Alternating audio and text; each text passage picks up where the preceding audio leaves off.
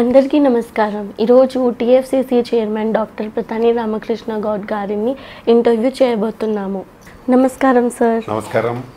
ఎలా ఉన్నారు? బాగున్నాను. మీరు ఎలా ఉన్నారు? బాగుంది. ఇద్దరు ముఖ్యమంత్రుల మీటింగ్ ఉంది కదా సార్, ఫిల్మ్ ఇండస్ట్రీ నుండి ఏం ఆశిస్తున్నారు? అందరికీ నమస్కారం. అయితే రేపు ఇద్దరు ముఖ్యమంత్రులు కలిసి మీటింగ్ చేస్తూ ఉన్నారంటే గత 10 years అయిపోయింది. మనకు విభజన తర్వాత 10 సంవత్సరాల తర్వాత చాలా అప్పుడు ప్రభుత్వం నిర్ణయించిందంటే 10 years తర్వాత 10 years వరకు కలిసి ఉండాలి. ఆఫ్టర్ 10 years విడిపోవడానికి అవకాశం ఉంటే ఏమైనా ఉన్నా అప్పటికల్లా మార్చుకోండి అనేది ఉండే. అయితే ఇండస్ట్రీకి చాలా చాలా అవసరం ఉన్నాయి చాలా. ఎందుకంటే గత చాలా రోజుల నుండి చాలా ఇండస్ట్రీలో కొన్ని స్తబ్దత ఉన్నాయి. ఇటు ప్రభుత్వంతో కానీ ఇటు ఇండస్ట్రీలో ఉన్న పెద్దలతో కానీ కొన్ని టెక్నికల్గా ఇప్పుడు యూఎఫ్ఓ క్యూబ్లోని ఉన్నాయి. వాటి రేట్లు చాలా విపరీతంగా పక్క రాష్ట్రాల కంటే మన దగ్గర ఎక్కువగా ఉన్నాయి. గతంలో దాని మీద నేను ఆమరణ నిరాహార దీక్ష కూడా చేశాను 9 రోజులు ఫిలిం ఛాంబర్ దగ్గర. కానీ ఎంతో కొంత తగ్గించారు. కానీ చాలా వరకు మట్టుకు ఏంటంటే ఇప్పుడు పక్క రాష్ట్రాలలో 3,000 2,500 ఉంటే ఇక్కడ మన దగ్గర 10,000 15,000 ఉన్నాయి. చాలా వ్యత్యాసం ఉంది. కాబట్టి దాన్ని వెంబడే కొంచెం ప్రభుత్వమైనా కల్పించుకొని తగ్గించాల్సిన అవసరం ఎంతైనా ఉంది. చిన్న సినిమాలకైతే ఇది విపరీతమైన బర్డన్ పడుతుంది.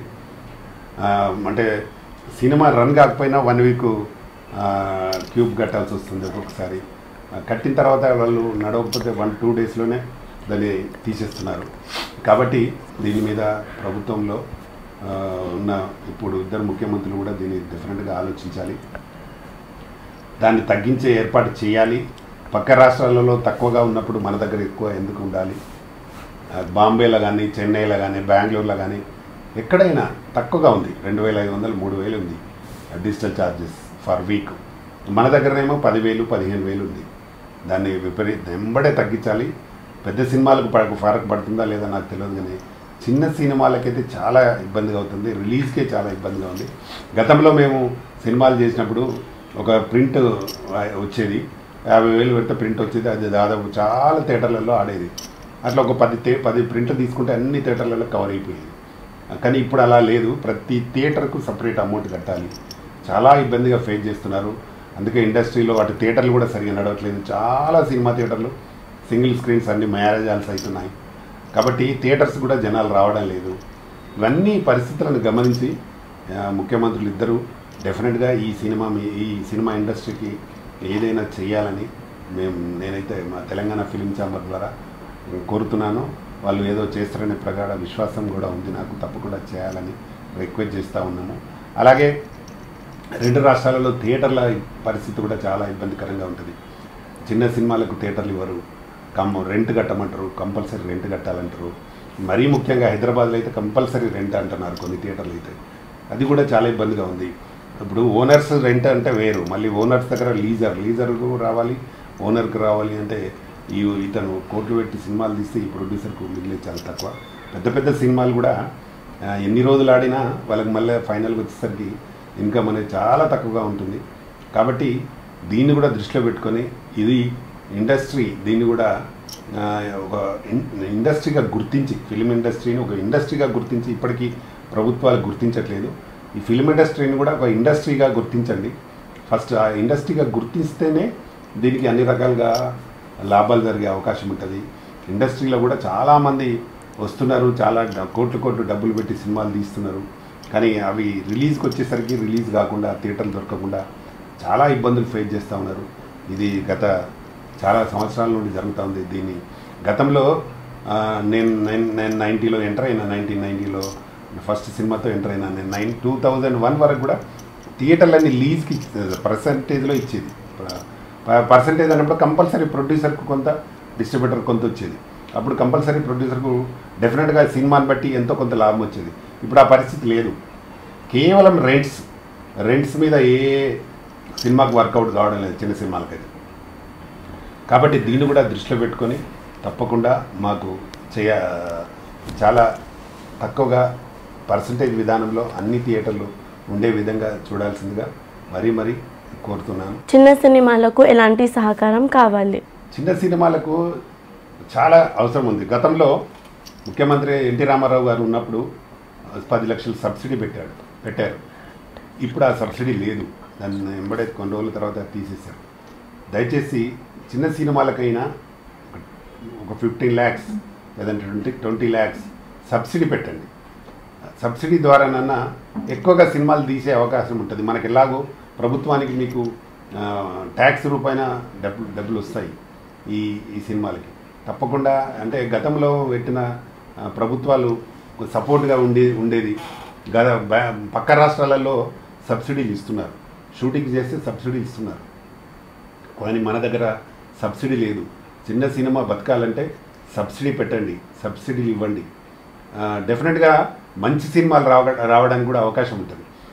ముఖ్యమంత్రి గారు రేవంత్ రెడ్డి గారు కోరారు ఇండస్ట్రీ తరఫున డ్రగ్స్ని నిషేధించడం కోసం మీరు అందరూ సహకరించండి, మీరు వీడియోస్ చేసి ఇవ్వండి. డెఫినెట్గా అందరూ వీడియోస్ చేసిస్తారు. మా తెలంగాణ ఫిలిం ఛాంబర్ ద్వారా కూడా మేము వీడియోస్ డ్రగ్స్కు వ్యతిరేకంగా వాటి వాడొద్దు అని చెప్పి మంచి ఆర్టిస్టులతో మా సినిమాలో ఏ సినిమాలో యాక్ట్ చేస్తారో వాళ్ళతో చేసి డెఫినెట్గా మేము అందరం ఇస్తాం.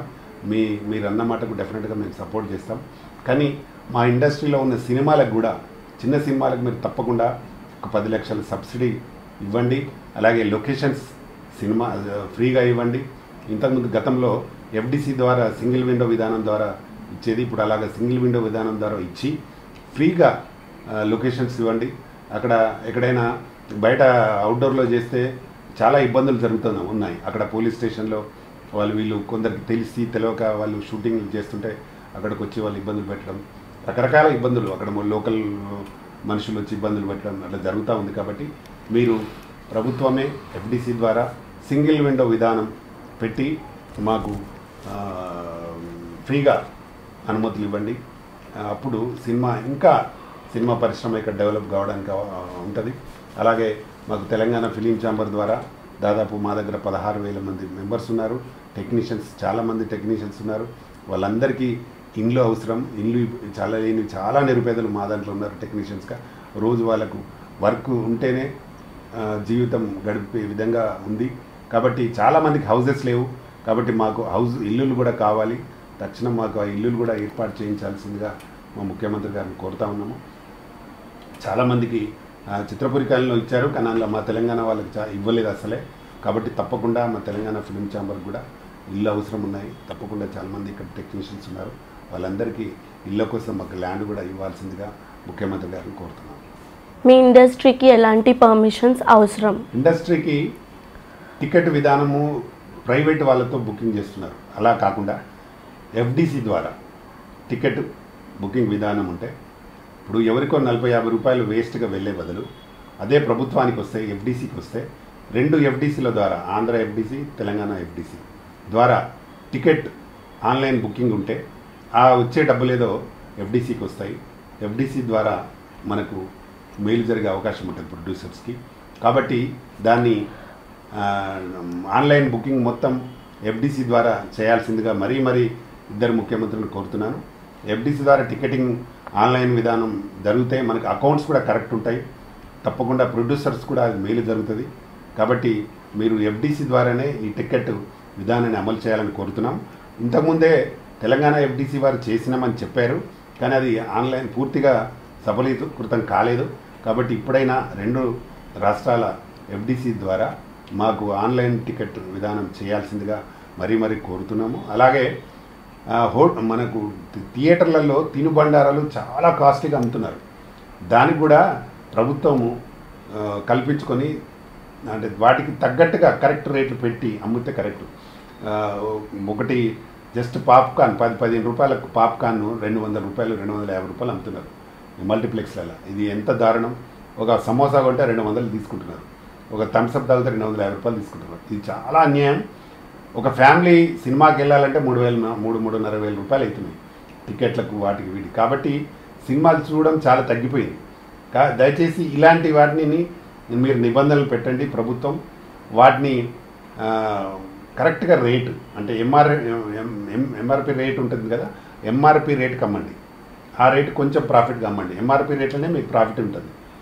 ఫిర్ బి కొంచెం ప్రాఫిట్ ఉంటే వేరు, కానీ 20 రూపాయలు దాన్ని 250 రూపాయలు అమ్మితే ఎంతవరకు న్యాయం? ముఖ్యంగా అయితే థియేటర్లలో ఎక్కువ రేట్లు అమ్ముతున్నారు. దయచేసి ప్రభుత్వం వీటి మీద కఠిన నిబంధనలు పెట్టి అది అమ్మకుండా చేయాల్సిందిగా మరీ ముఖ్యంగా కోరుతున్నాం. సినిమాను చూడడానికి వెళ్ళిన ప్రేక్షకుడు మొత్తం జేబులు ఖాళీ అవుతూ ఉన్నాయి. కాబట్టి దాన్ని తప్పకుండా మీరు చేయాల్సిందిగా మరీ కోరుతున్నాను. ఇదైతే మెయిన్ తినుబండారాలను తగ్గించి అమ్మే ఏర్పాటు చేయాల్సిందిగా మరీ కోరుతున్నాను. Thank you. యూఎఫ్ఓ క్యూబ్ పైన ఎలాంటి రేట్లు ఉన్నాయి? యూఎఫ్ఓ క్యూబ్ ఇంతకుముందు చెప్పాను నేను, మన దగ్గర 10 నుంచి 15 వేలు ఉంది. బయట రాష్ట్రాలలో 22,500 3,000 ఉన్న దాన్ని మన దగ్గర 10 నుంచి 15 వేలు ఇస్తున్నారు. క్యూబ్ కానీ యూఎఫ్ఓ కానీ ఏదైనా. అయితే ఎందుకు అంటే ఇక్కడ లోకల్ వాళ్ళు వాటిలలో షేర్స్గా పార్ట్నర్షిప్గా ఉన్నారు ఆ కంపెనీలతో ఉండి వాటిని రేట్లు పెంచి అమ్ముతున్నారు. ఇది కరెక్ట్ కాదు. ఎందుకంటే పక్క రాష్ట్రాల కంటే మన దాంట్లో ఎందుకు ఎక్కువ ఉండాలి? ఇప్పుడు మన తెలుగు సినిమా ప్రపంచంలో ఒక ఎదిగి ఉంది. ప్రపంచంలో తెలుగు అంటే అందరు ఇట్లే చాలా గొప్పగా చూస్తున్నారు. అలాంటి ఇండస్ట్రీని, తెలుగు ఇండస్ట్రీని ఈ రేట్లు ఎందుకు పెంచి అమ్ముతున్నారు? ఇప్పుడు అన్ని సినిమాలు సూపర్ హిట్లు కావు కదా. దాదాపుగా మనకు 250 సినిమాల వరకు ఫర్ ఇయర్ రిలీజ్ అవుతున్నాయి. అందులో ఒక 150 సినిమాలు, 175 సినిమాలు చిన్న సినిమాలే ఉంటాయి. చిన్న సినిమాలే ఫేస్ చేయలేకపోతున్నారు యూఎఫ్ఓ క్యూబ్ ఛార్జెస్.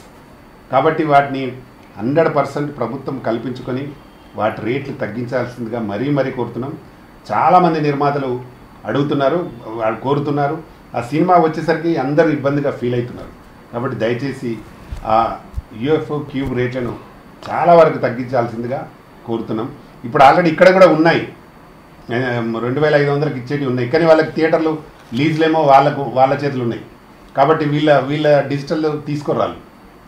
కాబట్టి వీక్లీ మీరు 4 ఇప్పుడు బయట 3,000 ఉంది, 2,500, మీరు 4,000 పెట్టండి, 4,500 పెట్టండి. ఎందుకు 10,000 15,000 పెట్టాలి?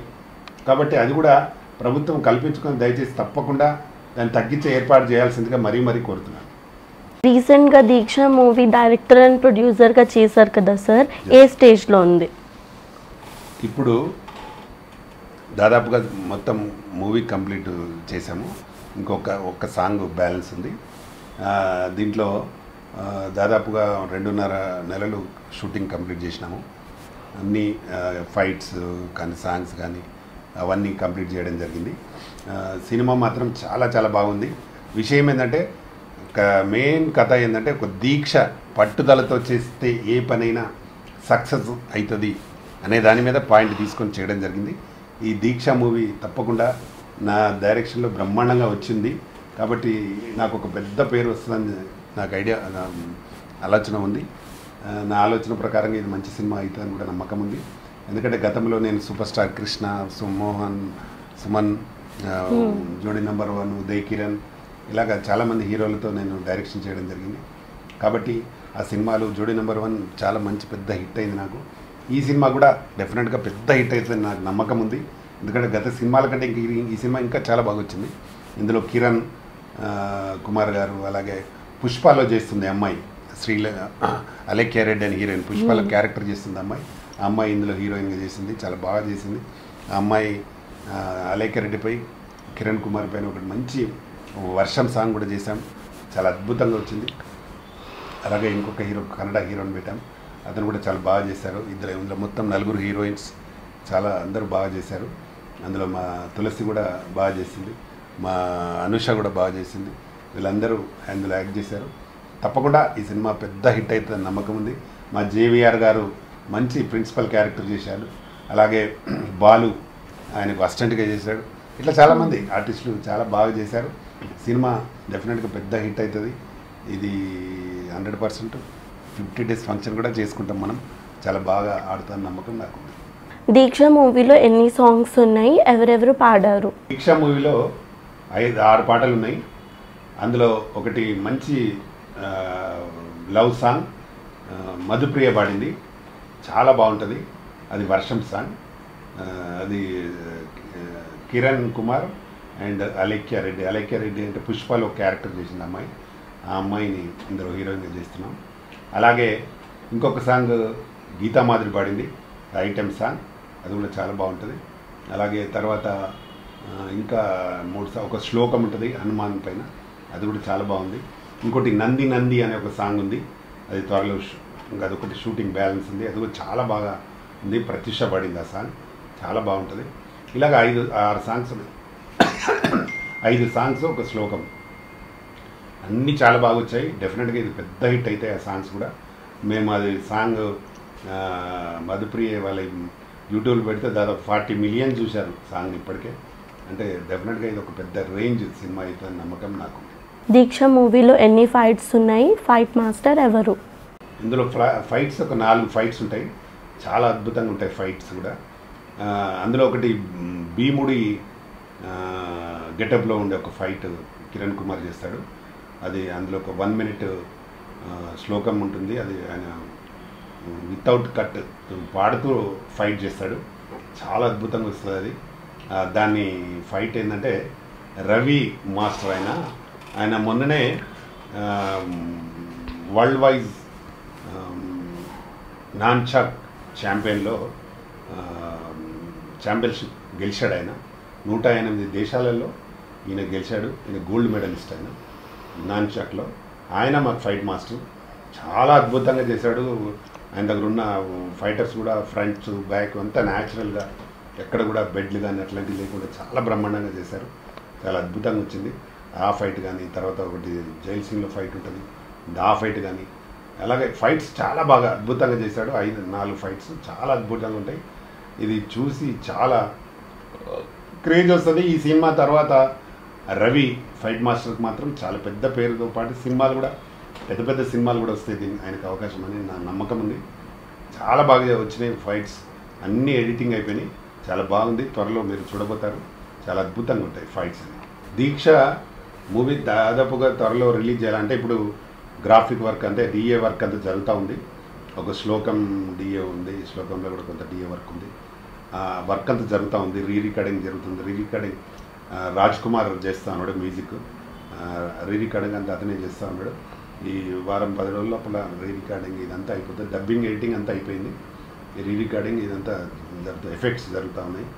కాబట్టి త్వరలో అది అయిపోగానే నేను డేట్ కన్ఫర్మ్ చేసి చెప్తాను, ఎందుకంటే ఇప్పుడే అది ఎన్ని రోజులు పడుతుంది ఇంకా ఐడియా లేదు. అది అయిపోగానే ఖచ్చితంగా త్వరలోనే చాలా భారీ ఎత్తున పబ్లిసిటీ చేసి రిలీజ్ చేస్తాం. ఇందులో చేసిన అందరికీ పేరు రావాలి, ముఖ్యంగా డైరెక్టర్గా నాకు పెద్ద పేరు రావాలి. కాబట్టి 100% దీన్ని బాగా చేస్తాను.